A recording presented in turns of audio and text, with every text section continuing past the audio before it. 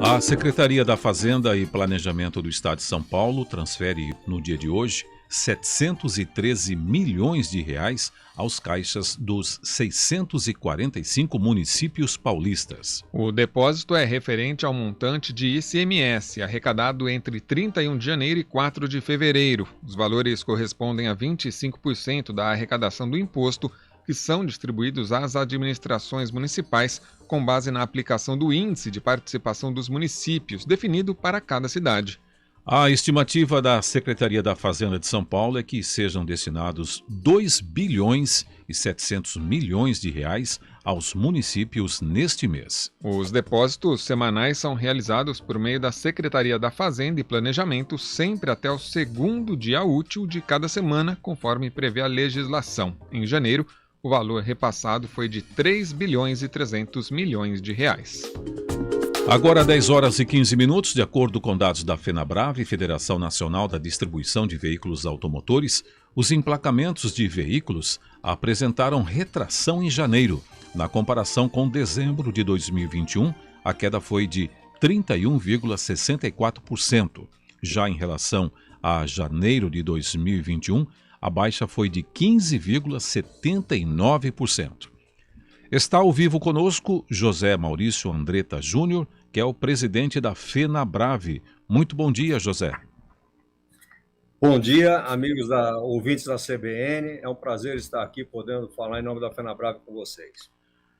Ok, obrigado pela sua participação no CBN Campinas. Qual é a avaliação que se faz de 2021 e perspectivas do setor para 2022? Veja bem, como você mesmo disse, 2021 nós tivemos um aumento no segmento de 10,5% sobre 2020, o que representou um volume total de 3.367.000 unidades. Em 2022, de acordo com os estudos nossos da FenaBrave, nós projetamos um aumento de 5,2% sobre 21, o que levaria esse número a 3.544.000 unidades. É isso que nós pensamos e projetamos para esse ano. Muito bom dia, senhor José Maurício. André Berenguel aqui, obrigado em atender a CBN Campinas. O senhor trouxe essas projeções, né, para este ano político, ano eleitoral. Isso pode afetar de alguma forma o setor, como afeta, né, alguns outros? Veja bem, todo ano eleitoral e de Copa do Mundo é um ano conturbado, né? Agora, o mercado de automóveis ele reage de acordo com a economia, de acordo com o PIB e crédito.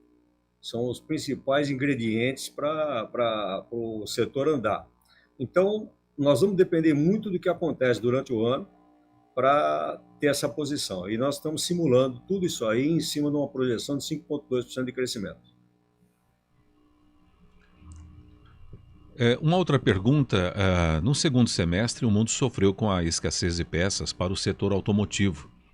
O quanto isso afetou o mercado brasileiro e os concessionários? Veja bem, isso foi uma questão mundial em decorrência do Covid, né? Que afetou a produção, a falta de componentes, atrapalhou muito. Eu quero dizer, no caso específico do Brasil, se nós tivéssemos um ano normal, como eram os anteriores, antes de Covid, antes dos problemas de falta de componentes, a nossa estimativa é que nós teríamos comercializado 300 mil automóveis a mais. Agora, automóveis comerciais leves todos, né? Todo segmento. Uhum. Agora, senhor José Maurício, com relação aos primeiros meses do ano, né, eles acabam sendo mais pesados, digamos assim, para o motorista com relação às contas, né, de escola, impostos, tudo mais. Isso também acaba impactando na quantidade de emplacamentos, já que a gente viu, né, essa retração no final do ano e agora no começo também? Sem dúvida. Todo início do ano você tem despesas extras, né? Você tem IPTU, IPVA, despesas com escolas, com as crianças. Então, isso é normal que ocorra e depois haja uma retomada. E esse ano ainda está agravado pela questão da Omicron aí e tal, que não era previsto. Então, eu acredito que em a gente ultrapassando essa situação de pico de Omicron, voltando para uma estabilidade aí em março, abril, o mercado retoma e nós vamos buscar esses números que nós prevemos, em pese que a FenaBrave refaz esses cálculos a cada 3 meses. Então, de 3 em 3 meses, nós refazemos os números, as projeções que podem ser maiores ou menores. Então, a partir de março, nós teremos um número talvez mais confiável, analisando o que ocorreu nos 3 primeiros meses do ano. Em âmbito nacional, quais as regiões com maior e menor impacto desses fatores já citados no que diz respeito aos emplacamentos? Veja bem, em âmbito nacional, falando de automóveis e comerciais leves, os países que tiveram maior queda nesse início foi Rio de Janeiro, Sergipe e Amapá. Os que menos queda tiveram, Minas Gerais, Roraima e Goiás, né? Agora, aqui eu estou falando de automóveis e comerciais leves. Se você falar do segmento total, com ônibus, caminhões, máquinas agrícolas, tudo, a queda maior foi em Rio de Janeiro e Rondônia, e as menores quedas foi no Acre, Pará e Minas Gerais. No segmento de caminhões, o setor continua aquecido, com a programação de entrega seguindo o ritmo de produção da indústria. Isso deve consolidar aí o restante do ano? Veja bem, o setor de caminhões, houve uma grande falta em decorrência de componentes também, não entregou e ficaram pedidos a serem atendidos ainda em 2022, demandados em 2021, tá certo? O ano passado, caminhões cresceu em 21, 43% sobre 20, foi um crescimento muito grande. Agora, para 22, a expectativa da FenaBrave é que o setor de caminhões cresça mais 7,3% em cima desse crescimento de 43% de 21.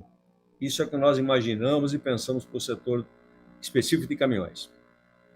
Muito bem, nós conversamos com o presidente da FenaBrave, José Maurício Andretta Júnior. Muito obrigado, senhor José, pelas informações. Um bom dia. Muito obrigado, é um prazer falar para os ouvintes da CBN Campinas. Ao André e ao Delfino, meu obrigado pela atenção e pelo carinho da entrevista. Fiquem com Deus. Nós que agradecemos, seu José. 10h22.